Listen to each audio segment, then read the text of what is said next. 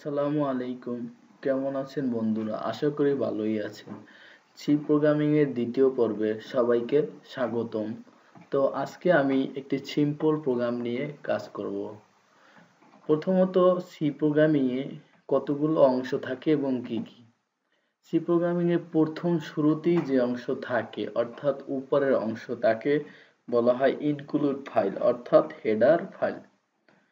তারপরে main function অর্থাৎ main ফাংশনই প্রোগ্রামের যাবতীয় কাজ করা হয়। মেইন ফাংশনের ভিতরে এর সাথে অন্যান্য other function, user define, library function এগুলো থাকে। তো একটি সিম্পল প্রোগ্রাম নিয়ে এখনই কাজ শুরু করতে যাচ্ছি। প্রথমেই কোড ব্লক ফাইল থেকে নিউ থেকে এমপিটি ফাইল। তো ইনক্লুড ফাইল অর্থাৎ হেডার ফাইল, সেই হেডার ফাইলটা আমরা লিখতেছি। প্রথম আমরা টাইপ করব hash include INCLUDE include stdio.h। এটা হলো হেডার ফাইল অর্থাৎ সর্বপ্রথম প্রোগ্রামিং এ যে লাইনগুলো উপরে থাকে অর্থাৎ pre processor directives header file, এই প্রি হেডার ফাইল হলো এইটা। তারপরে আমরা মেইন ফাংশনের ভিতরে কাজ শুরু করব। তো int ইন্টিজার main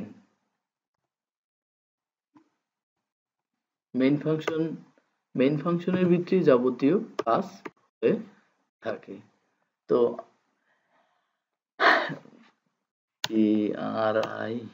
RINTF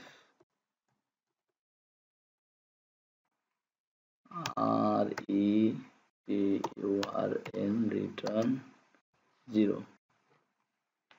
তো প্রথমে আমরা ফাইলটা সেভ করে নেব, তাহলে আমাদের একটা সাপোর্ট দিবে। সেভ ফাইল ডেস্কটপ, আমি ডেস্কটপে একটি ফোল্ডার করে রেখেছি gedit, এটার ভিতরে আমি সংরক্ষণ করলাম। এখন এই অংশটাকে আমরা বলবো হেডার ফাইল অর্থাৎ ইনক্লুড ফাইল, বাংলায় আমরা বলি হেডার ফাইল। আর এই অংশটা হলো মেইন অর্থাৎ এর ভিতরেই সকল কার্যক্রম হবে। তো ইন্টিজার মেইন থেকেই মেইন ফাংশন শুরু হয়। তো প্রথমত প্রোগ্রামিং এ সি প্রোগ্রামিং করতে গেলে প্রথমত ধারণা হিসেবে প্রিন্টএফটা আমি আলোচনা করতে পারি। অর্থাৎ সিম্পল প্রোগ্রাম, আপনার নাম হতে পারে, সেই কাজটা আমরা প্রিন্ট করব। প্রিন্টারের মাধ্যমে কি করি, আমরা কোনো লেখা টাইপ করে তা কি প্রিন্ট করে থাকি, বা লেখাটা টাইপ করে প্রিন্টের সাহায্যে আমরা হার্ড কপি মাধ্যমে আউটপুট দেখি। তো এখানে প্রিন্টের মাধ্যমে আমরা যেটা লিখবো অর্থাৎ আউটপুটে ওইটা চলে যাবে। উদাহরণস্বরূপ যদি আমি এখানে লিখি, অবশ্যই ডাবল কোটেশন থাকতে হবে। ডাবল কোটেশনের ভিতরে যদি আমি লিখি এমডি রাসেল ইসলাম, অবশ্যই মনে রাখবেন প্রিন্টএফের লাস্টে সেমিকোলন দিয়ে শেষ হয়। এই জিনিসগুলো মনে রাখতে হবে। প্রিন্টএফের দুই পাশে দুইটা কোটেশন দিতে হবে অর্থাৎ ডাবল কোটেশনের মধ্যে লিখতে হবে, আর লাস্টে সেমিকোলন অবশ্যই দিতে হবে। এখন আমরা প্রোগ্রামটা রান করব। তো রান করছি। এখানে কি এরর হয়েছে দেখি, ইনক্লুড স্টুডিও, ও এখানে 0 হয়েছে, স্টুডিও এবারে হবে দেখি। হ্যাঁ দেখেন এমডি রাসেল ইসলাম, অর্থাৎ আউটপুট আমাদের এসে পড়েছে। অর্থাৎ প্রিন্টএফের ভিতরে আমরা যে লেখাটাই লিখি না কেন ওই লেখাটাই হুবহু আমাদের প্রিন্ট করে দেখাবে। প্রোগ্রামে যদি আমাদের এরকম কোনো কিছু প্রয়োজন হয়, কোনো নাম বা কোনো ইন্টার দ্য ভ্যালু অর্থাৎ প্রিন্ট যে লেখাটা লিখবো ওইটা আউটপুটে প্রদর্শনের জন্য প্রিন্টএফ ব্যবহার করা হয়। প্রিন্টএফের স্ট্রাকচার বা গঠন হলো প্রথম ডাবল কোটেশনের ভিতরে যে লেখাটা আমরা প্রিন্ট করতে চাই অর্থাৎ আউটপুটে দেখতে চাই সেই লেখাটা লিখবো এবং মনে রাখতে হবে প্রিন্টের অবশ্যই লাস্টে একটা সেমিকোলন ব্যবহার করতে হবে। আর রিটার্ন 0 অর্থাৎ ফাংশনটার ক্লোজিং।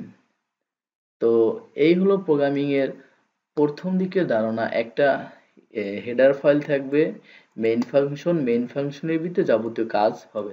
তো আমরা মেইন ফাংশনের ভিতরেই দেখেন প্রিন্টএফ মানে কি আমরা আউটপুট করতে চাচ্ছি। তো প্রোগ্রামে আউটপুট ফলাফলে দেখতে চাচ্ছি, তো প্রিন্ট করলে এই প্রিন্ট আউটপুট হয়ে গেছে। দেখেন এমডি রাসেল ইসলাম।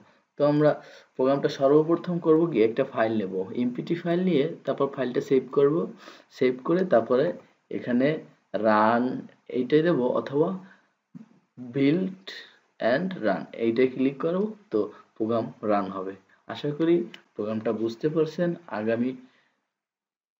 আগামী টিউটোরিয়ালের জন্য অপেক্ষা করুন। ধন্যবাদ।